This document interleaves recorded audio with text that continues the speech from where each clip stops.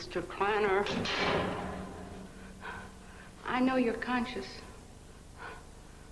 I left you on your back with your face exposed. And now you're on your belly with your face hidden. Well, if your intention is to just lie there and not even give me the courtesy of an answer, I'll go. Courtesy? What is it you want? Huh? I am Miriam Hilton's mother. Miriam Hilton?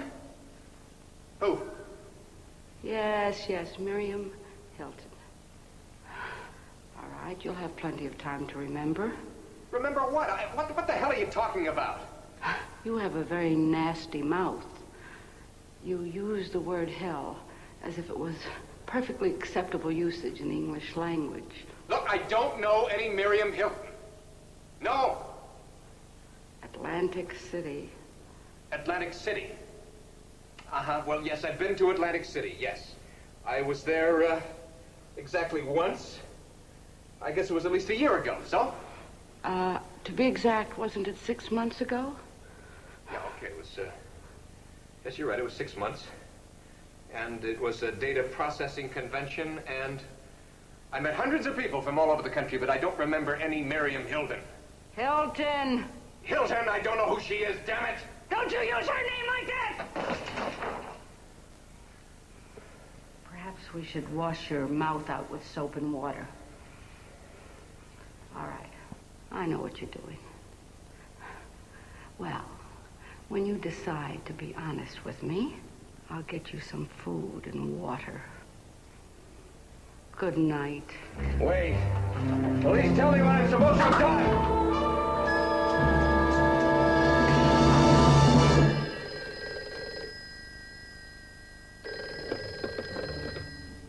Hello? Hello, Diane. It's Frank there.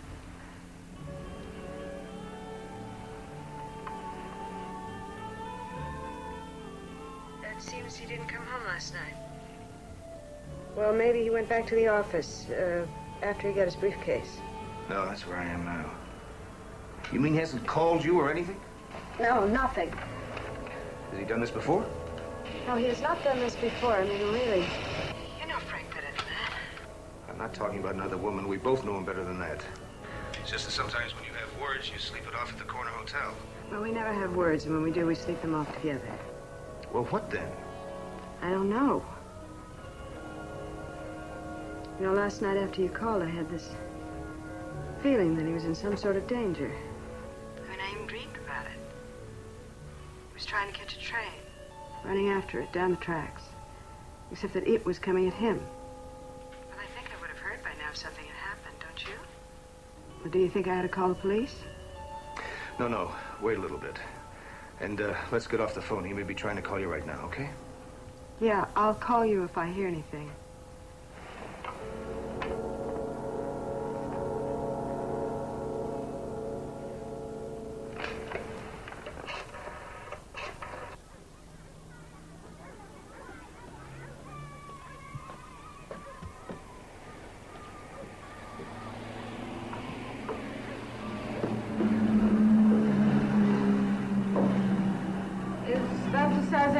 I ordered the largest size. 40 by 24 by 21. I imagined it would be larger.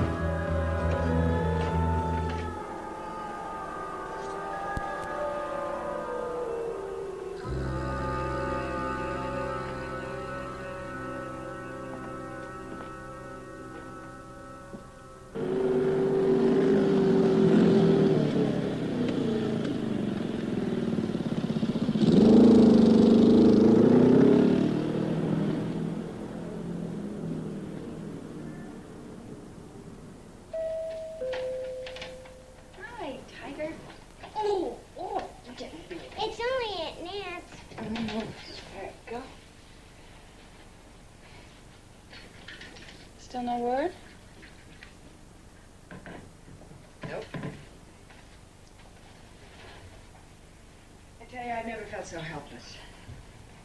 I mean, calling the police is like taking pills for a cold. Well, at least you know he's not in any of the hospitals or like that. Oh, like the morgue, you mean? Then where is he? What if something did happen to him and the police just aren't doing their job? I mean, their attitude seems to be that if your husband disappeared, he wanted to disappear. I mean, one of them even suggested that I hire a private detective. Well, why don't you? You can afford one. Because he'd be coming around, asking questions all over the place, and then Jimmy would know something had happened. Well, there's another kind. What? Of detective, sort of. Who? Mark Hembrick. Oh. You're still going to that fortune teller or whatever he is? He is not a fortune teller. Mark Hembrick is a psychic. Well, at $20 an hour, he better have a fancy title. Listen, I saw him just before I came over here, right after I talked to you. And I asked him if you could come tonight. He said he was sure it would be all right with the hostess. It's just a fun thing. We sit around and it's kind of a psychic demonstration. At least it'll show you what he can do. About what? Finding Frank. Hey, can you get a babysitter? Nancy, my husband has disappeared. I am not going to find him through ESP. I mean, of all the ridiculous ideas. Even the police have used psychics. That's why I asked him if he thought he could help you. And he told me to tell you to find the parallel lines. Well, what does that mean, the parallel lines? I don't know. Maybe it has something to do with that dream. You know, railroad tracks. All right. I can get myself a babysitter.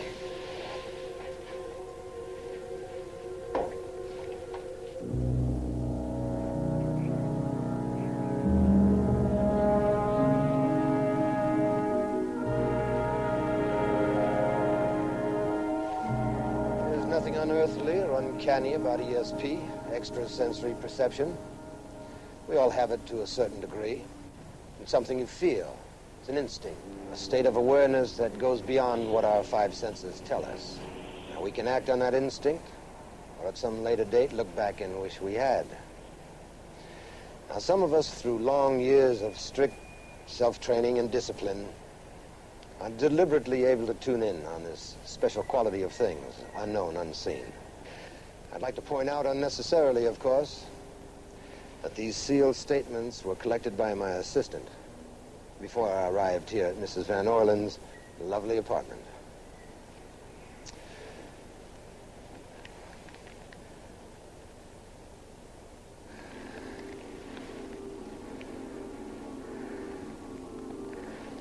I see the initials M.J.L. J as in Joseph. John. No. James. James L. Lamb. Mrs. James Lazen.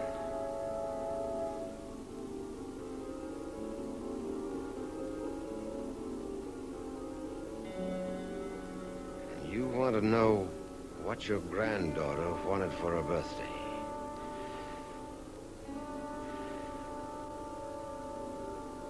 Your granddaughter wanted a horse she could keep in the kitchen.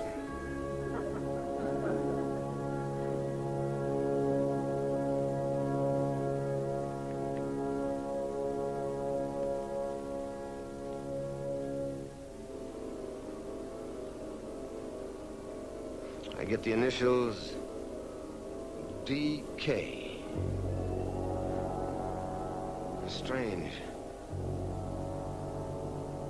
I keep getting Ann. Of course, Ann doesn't begin with a D.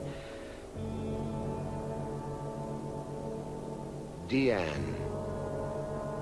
Diane.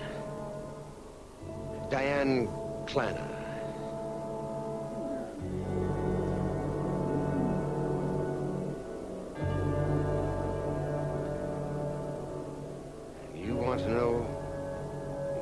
husband, Frank, went out for? Your husband went out for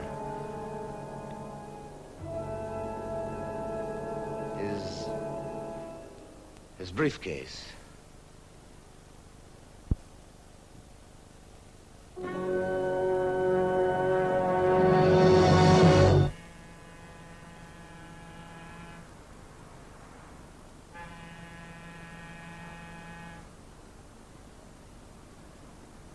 Did you bring what I asked you to bring? An object that belongs to your husband? Something he used regularly? Yes, I brought his pen.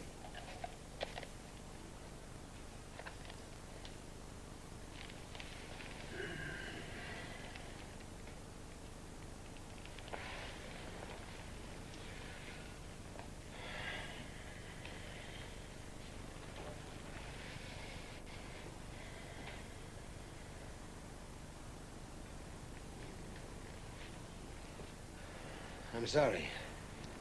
I'm picking something up, but I believe I'm picking it up from you instead of the pen. Nothing, I'm sorry. I just bought it on the way over. Oh, congratulations. This pen cost you $20. Will you write a check, or shall I bill you? I needed to be sure. To be sure? In this business, you can't be sure about anything. Look, if I were you, Mrs. Kleiner, I'd go out and hire myself a private detective. Your husband has been missing for 2 days. If he's alive, he might be in trouble. Deep trouble. Do you sense that? I do. Play it safe, Mrs. Kleiner. Hire yourself a private detective. All right, I will. But when may I see you again? I don't like to get involved in cases like these. Usually it means a lot of publicity. Other psychics might need it, but I don't.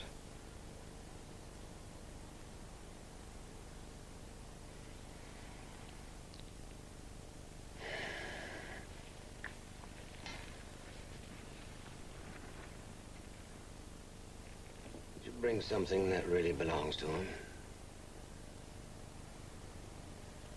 His pen. He forgot it the night he disappeared.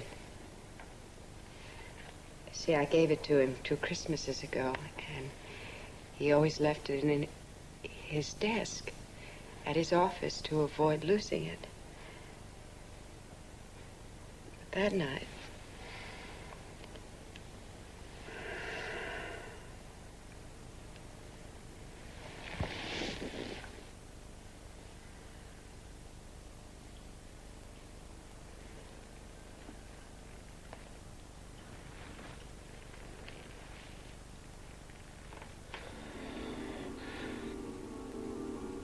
I see darkness. He's surrounded by darkness.